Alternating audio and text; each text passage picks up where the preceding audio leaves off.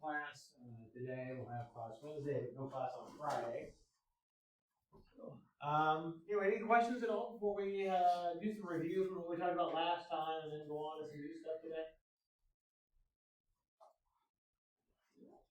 All right, well, I want to do a couple more, just make sure we're all on the same page with radicals. So we talked about simplifying radicals last time. Talked about simplifying radicals with numbers and with variables. We also said make sure that we just assume that all of our variables are positive, so we don't have to worry about absolute values popping up. So let's look at this letter H here to start with. So again, remember we can handle the numbers and handle the letters separately since everything here is multiplication and go through it piece by piece. So first, if we look at square root of 36, what will we get? 6, good. And then if we want to do square root of x squared, what we end up with? Just an x, right?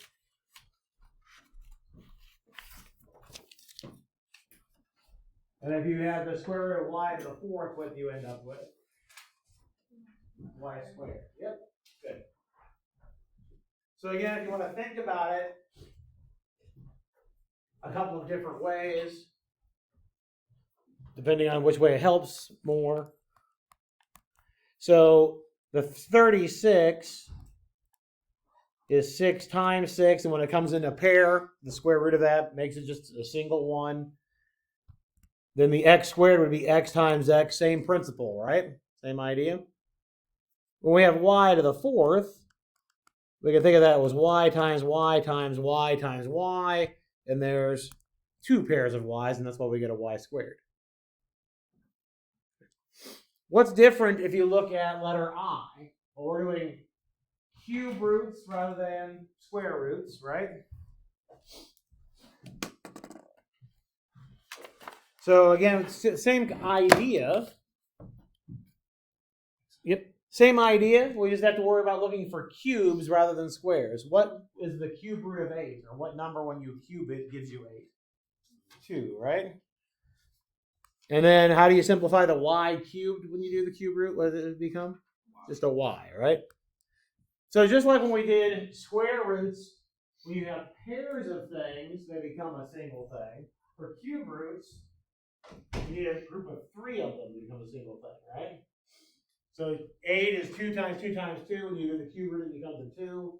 Y cubed is y times y times y. Do the cube root, it becomes a single y. All right, so let's do ones that are when we have things left over. So for example, let's look at letter A here in number 2. I'm guessing that's on the back. I just scrolled.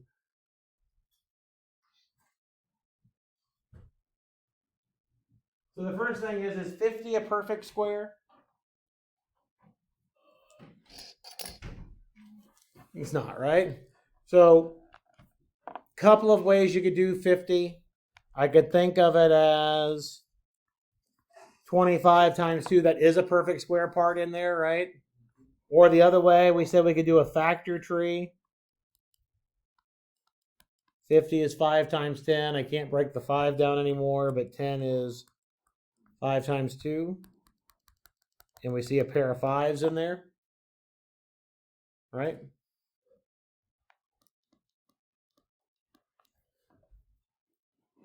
So when you do the square root then, what happens to the 25? It becomes a square root of 25 gives you 5.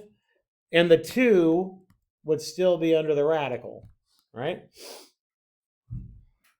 So the pair of 5s you can pull out in front, but the 2 doesn't have a pair. So it has to stay under the square root.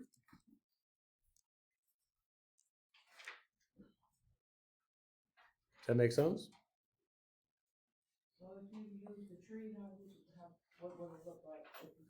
So if I use the tree, I would probably just go right to this, from this step to this one, because I recognize the pair of 5s, and so the 5 is going to come out in front.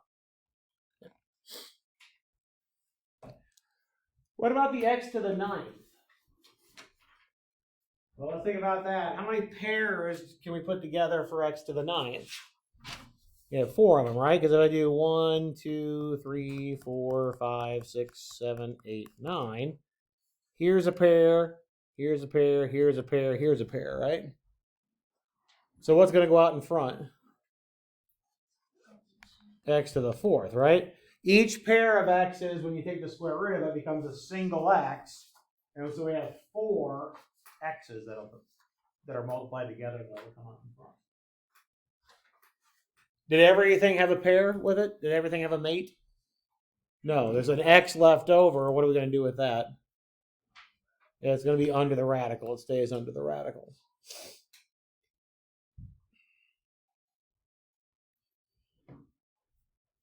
So what happens with your y cubed?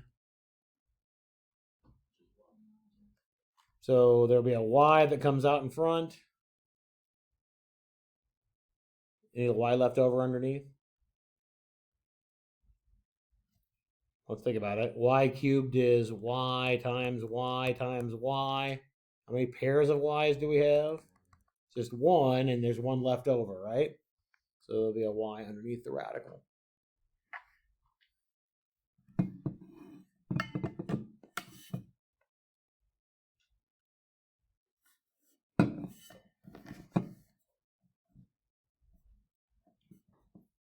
Let's do b. Do b together. I'll let you do d on your own, and then we'll come back to c. Okay. Let's look at b. Is 24 a perfect square? Do you know what 24 is square root of that? I don't think we do, right? Your squares go 1, 4, 9, 16, 25, and so on. 24 is not one of them. So we talk about factor tree. What two things? Give me two things that multiply together to give you 24. 6 and 4. Okay, that'll work. Can we break down the 6 more? It's 2 and 3, and 4 is 2 and 2. Okay, so now we're looking, and then we can't break that down anymore. We're looking for pairs, right? Since we're doing square roots, we're looking for pairs.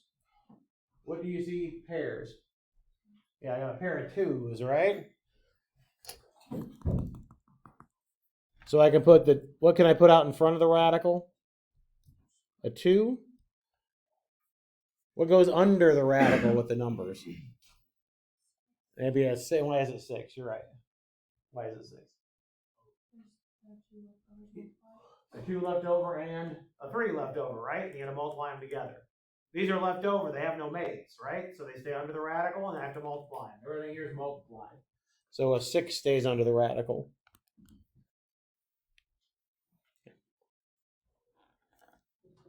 How about your x to the 8th? Yep, good. The x to the 4th out front. Are there any x's left over on the inside? No x's left over on the inside, right? Because when I have x to the 8th, I can put them into 4 pairs of 2 with none left over, right? How about y to the 5th? What happens with that? What comes out in front? A y squared, and underneath will be a y. And then again, to think about that one, if you need to write it out, please do. Y to the 5th is 5 y's, right? Here's a pair of y's, here's a pair of y's, so that's where the y squared comes from. And there's one y left over, so it stays under the radical. You couldn't pull it out in front. Does that make sense?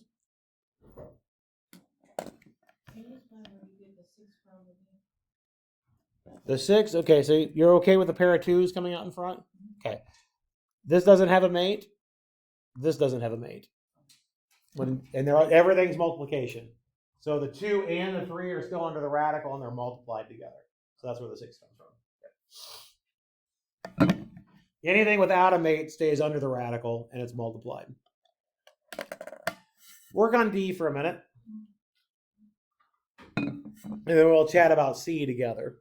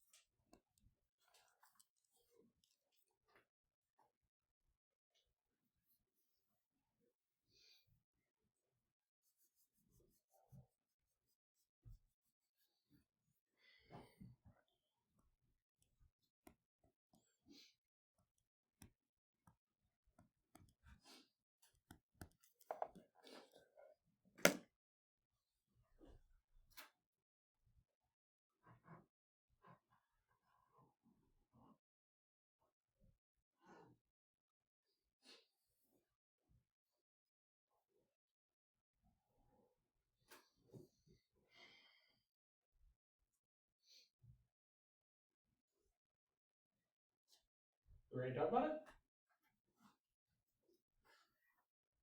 Yeah. So again, I would worry about the number first and then go with the letters. So I wrote down a factor tree for 60 here. It doesn't really matter. Doesn't really matter. It doesn't matter what 2 you start with as long as you break down everything. At the end, you should have 2 2s, a 3, and a 5 when you break it down. All right? Again, we're doing square roots, so we're looking for pairs. What pairs do you see? Just a pair of 2s, right? The only pairs we see right here is this pair of 2s. So what goes out in front of the radical? 2. What stays under the radical? 15, right? Again, the 15 comes from multiplying the 3 and the 5 together. Okay. This okay? Okay. What about x to the 4th? What happens to that? Yep. X squared comes out. Anything left over? No, because again, with x to the 4th, and again, if you need to write out the multiplication, do, please. We've got 4 x's multiplied together, right? There's a pair of x's, there's a pair of x's. Everything has a mate, right? So we got 2 pairs, so we get an x squared out in front, nothing left over, so no x's under the radical. How about the y? What happens? So a y, and then all the other y is going to go on the inside. Okay. Again, the reason, y times y times y. How many pairs of y's do we have? 1. So the 1 pair of y gets 1 y out in front. There's still a y without a mate. How about your z? What happens? Just a z out in front. There's 1 pair of z's and none left over.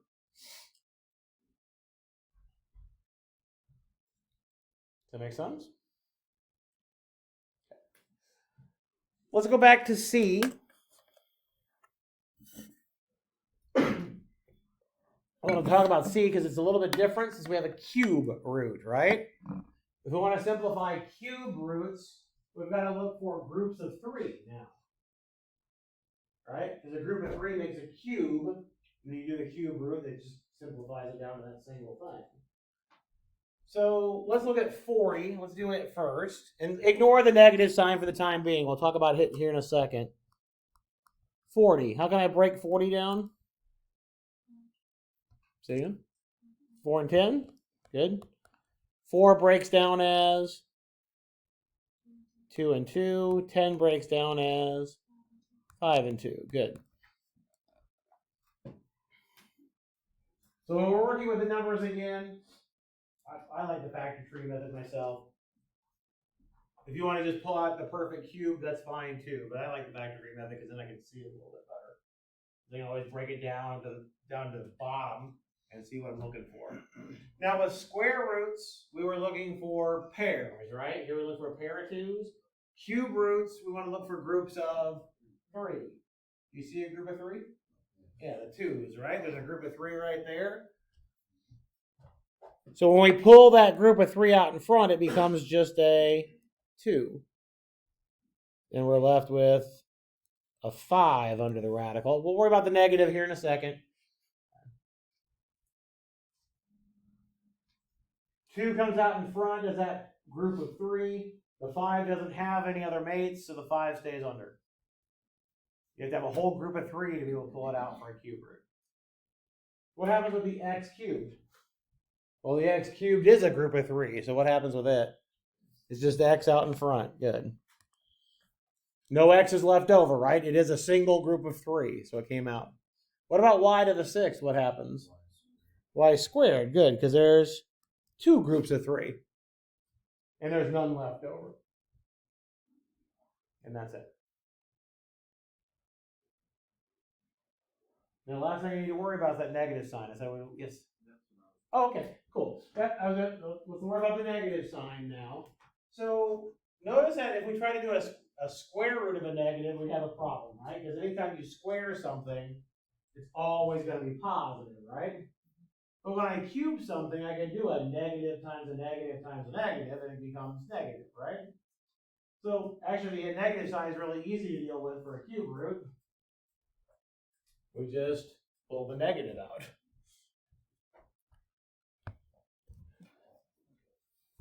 Because -2 times -2 times -2 makes -8, and then times another 5 would give you -40. So for a cube root, the negative sign is just really easy to deal with. Just put it in front. Okay.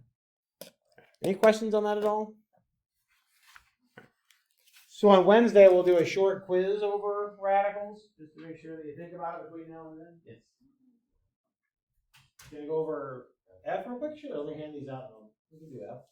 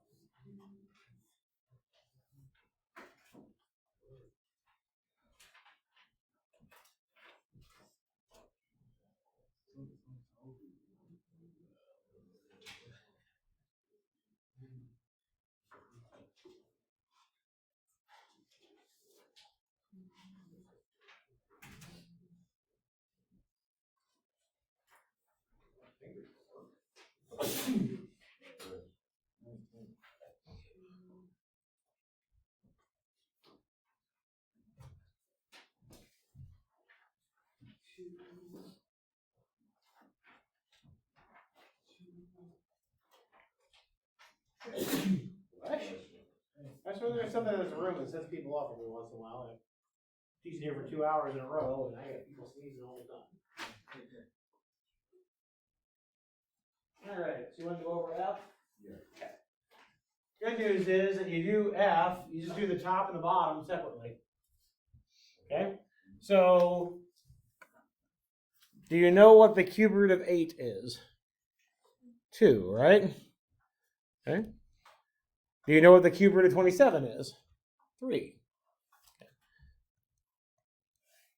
Okay. So that takes care of the numbers, right? Cube root of 8 is 2. Cube root of 27 is 3. If you need to, write out your factor trees. Okay. But those are the 2 cube roots. What about the x cubed? Cube root of that is just going to be x. No, x is left over, right? Inside the radical. What about y to the 6th? Be a y squared, because that's 2 groups of 3, right? Anything left over? Nope. For a z to the 9th, z cubed, because that's 3 groups of 3 and nothing left over. So that's how that would simplify.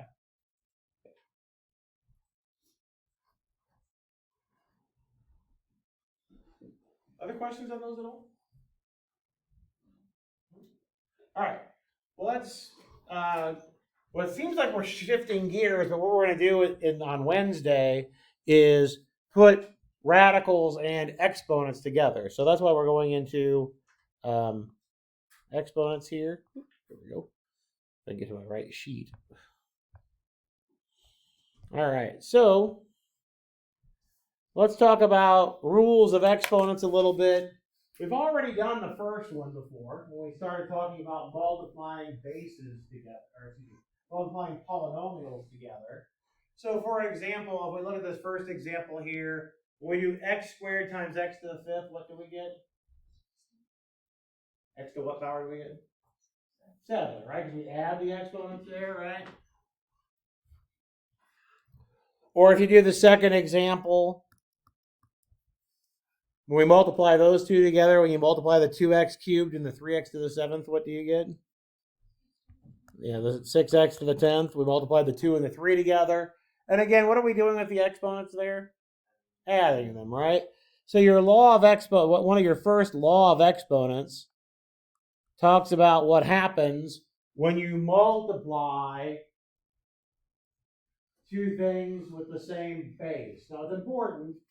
This has to have the same base, right? Then you add the exponents. Okay? If the bases are different, you don't do anything. Unless they have to be the same exponent, then you can do something. But is this okay? All right, so the idea now is to create some other laws of exponents that we'll be able to use to do some simplification. So the first one is, let's say we just want to look at this example of x to the fifth over x squared. I want to do this longhand just to show you what's going on. And then we can talk about a general rule. Of course, x to the fifth means you're multiplying x by itself 5 times, right?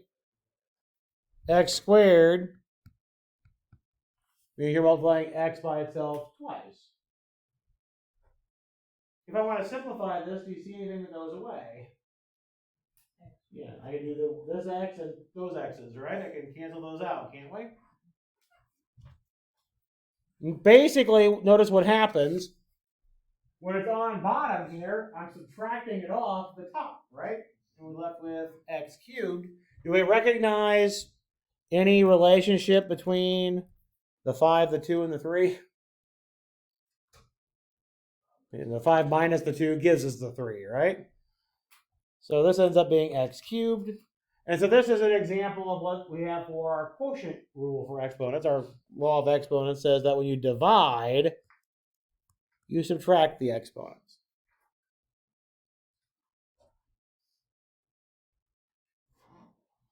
Which kind of makes sense, right? Division is the opposite of multiplication. Addition is the opposite of subtraction. When we multiply, we add it. When we divide, we subtract. Makes sense, right? Going the other way? All right, so let's look at these examples that are on here. If I have x to the 10th over x cubed, again, our law says to subtract them. So we'll do x to the 10 minus 3, and we get x to the 7th. What do you think happens in 2? Well, I would do the exact same thing that we did with radicals. Work with the numbers first and then the letters. 21 over 7 gives you 3. We've got x to the 6th over x squared. What's that going to give you? X to the 4th, right? Because 6 minus 2 gives you 4. We've got y to the 4th over y. Y cubed. Good. Because they do the 4 minus 1. Good. Is that okay? All right. So at the bottom of the page, you've got all of your different laws of exponents or rules of exponents, whatever you want to call them. So let's write out a couple of examples of these. Well, an example of that first rule, if you will, if you had like an x to the 4th times an x to the 7th, what would you end up with? X to the 11th, right? Because we're going to add those two things together.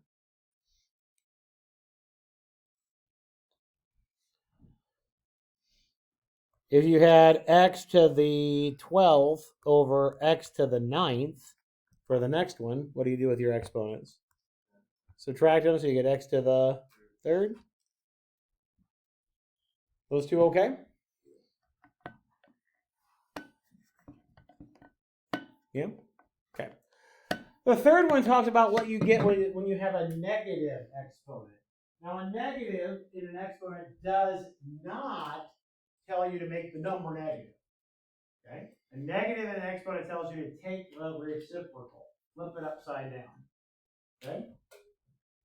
So, for example, I'm going to actually write down I'm going to write a few examples of this. If you had something like 2 to the negative 2, the first thing I would do is handle the negative sign. The negative tells you make the reciprocal, flip it over. Okay? So instead of 2 to the negative 2, we have 1 over 2 squared, which would give me 1 over 4. Okay? The negative tells you to make a reciprocal. Okay? So if you had something like y to the negative 6th, how would you rewrite that? Yep, 1 over y to the 6th, and that's all you have, right? Okay. Let's do another number. What if I told you 3 halves to the negative 3? Again, negative means reciprocal, right? So if you handle the negative first, what does that become?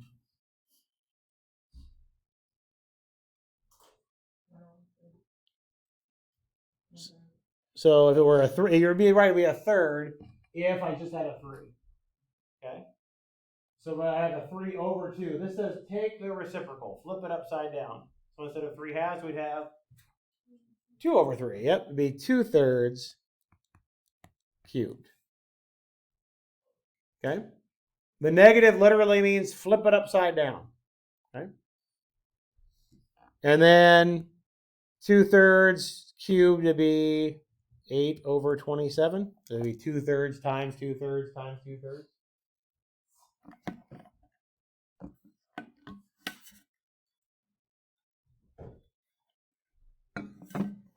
What do you think you would have if you had 1 over x to the negative 2? What do you think it would be if you had it that way instead? Yeah, exactly right. Notice if it was negative on the top, you made it positive on the bottom, right? So if it's negative on the bottom, you move it up to the top and make it positive. Okay. We're going to practice more with these as well, but that's the idea behind the negative exponents. Okay, it basically just moves them to the other spot, right? If it was on top, the negative exponent would move it to the bottom. If it's on bottom, the negative exponent would move it to the top.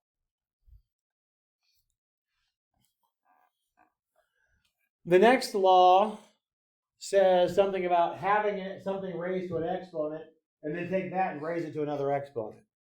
And in this case, it says to multiply them. So if you had x cubed all raised to the 4th power, what would you end up with? X to the 12th. Good. You would multiply those exponents together. So just multiply them. This works with negative exponents as well.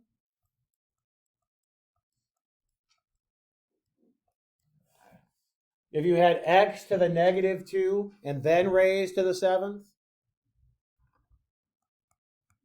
I could have x to the negative 14th. Still works with negatives.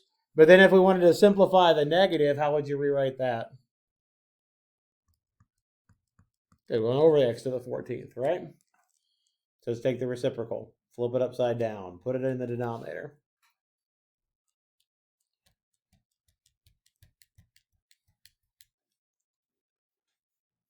The next two are similar to each other.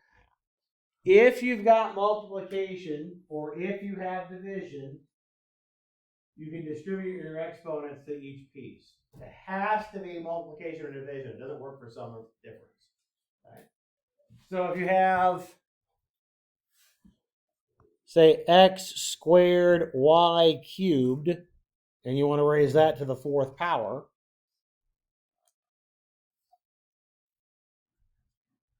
I have multiplication, so I can distribute the exponent to each piece.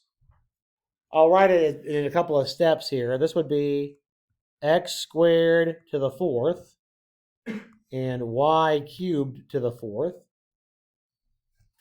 How would you simplify each of those?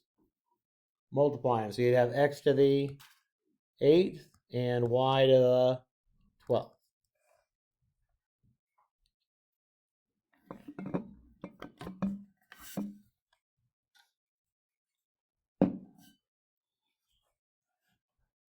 That okay? What if you had, let's say we had x squared over y to the 4th to the negative 3rd. Start put things together. Now, personally, I would take care of the negative first. Do that first.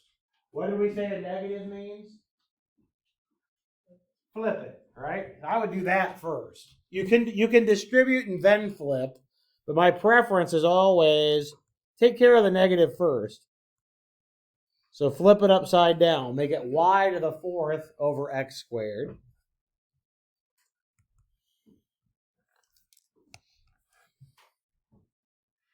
Now this law says that we can distribute the exponent to the top and the bottom. What do you get when you distribute the cube to the y to the 4th? What are you going to end up with? Y to the 12th. Good. And what do you get on bottom? X to the 6th. Good.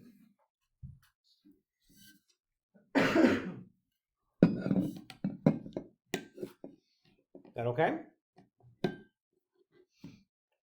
right. The last two, there's not a lot to write down with examples.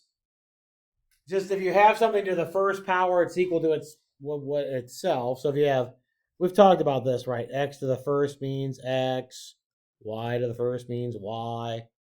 Right? If you had 7 to the first power, it would mean 7.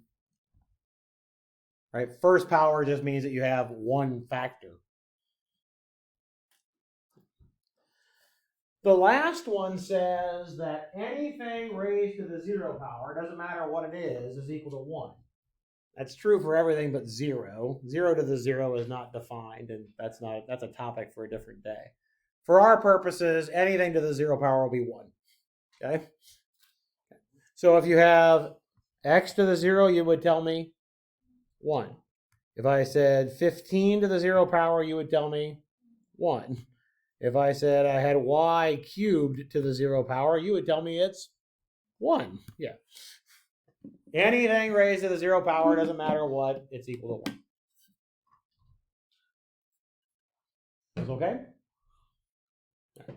Let's see if we can put some of these to use with some example problems, and then I'll let you work the rest of the time. Which one? Oh, yeah.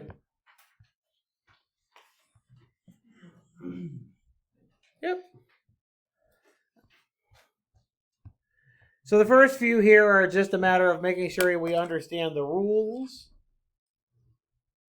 This one probably is just the easiest to use, the sum rule. You can do it a couple of different ways. But again, we're multiplying, so what do you do with the exponents? Add them. You do 3 plus a negative 1, you get x squared. Good. Okay. Okay, actually, I'll write it out longhand here. X to 3 plus a negative 1 gives you x squared. You could do it a different way. You could absolutely do it a different way. How could you rewrite that x to the negative 1? How can we write x to the negative 1? That would be 1 over x to the first, or just a 1 over x, right? We agree? That would be x cubed over x. And now what do you do with your exponents?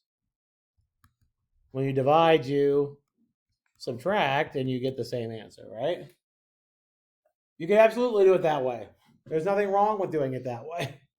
Okay? It's probably a little faster to do it the first way, though, wasn't it?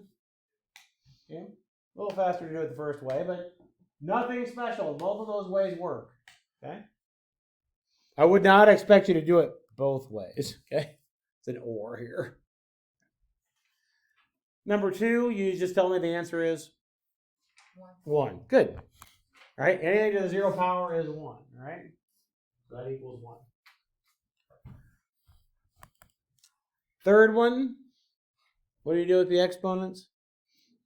Multiply, and you get y to the 6th. Everybody okay with that one? For number 4, what do you do with the exponents?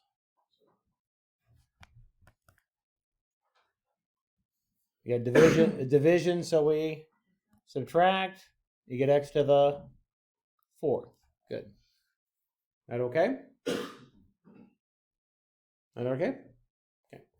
Again, in the next one, if you subtract, what would you get? Y to what power if you subtract them?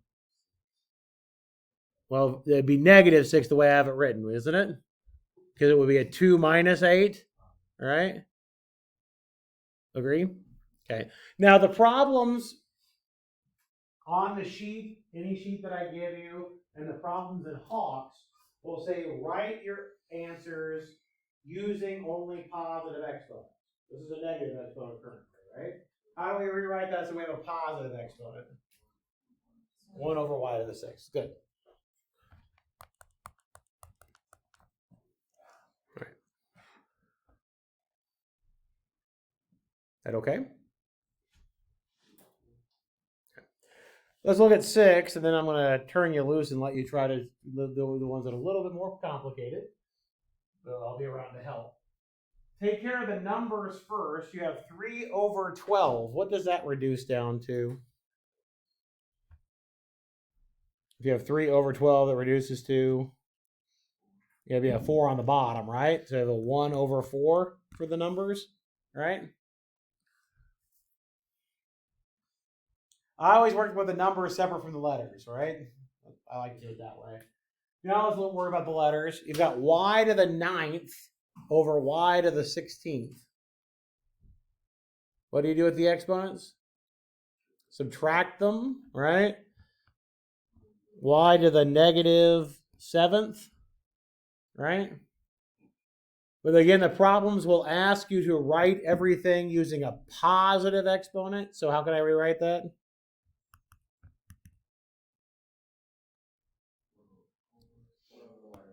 Yeah, 1 over y to the 7th, and then I can combine it with the 4 on the bottom and write it as 1 over 4y to the 7th. Okay? All right.